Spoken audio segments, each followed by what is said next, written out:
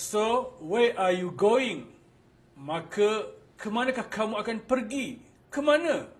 Kau, aku, kita nak ke mana? Tapi, soalan ini dilontarkan oleh pencipta kita, pencipta alam semesta, Allah Subhanahu Wa Taala dalam Al-Quran. Wa ma huwa biqauli syaitanir rajim.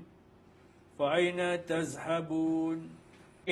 Ringkasan terjemahannya lebih kurang begini.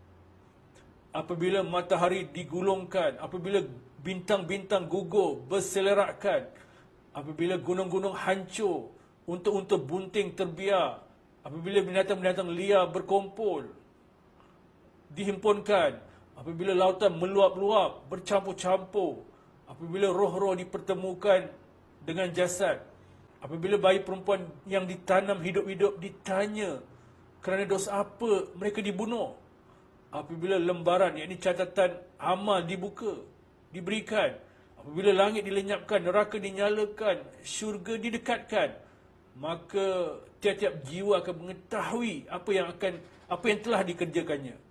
Dan kemudian Allah bersumpah pula dengan makhluk-makhluknya. Al-Quran itu benar.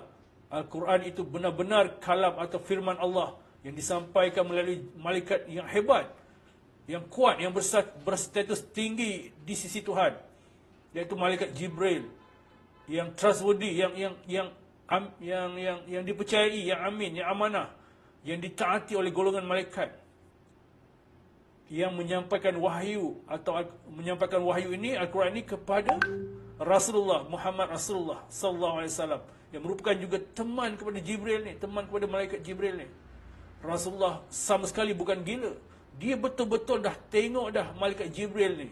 Rasulullah juga pasti menyampaikan kepada kita apa yang baginda tahu, termasuk hal-hal gaib seperti syurga, neraka dan sebagainya. Kerana Al-Quran itu bukan sama sekali,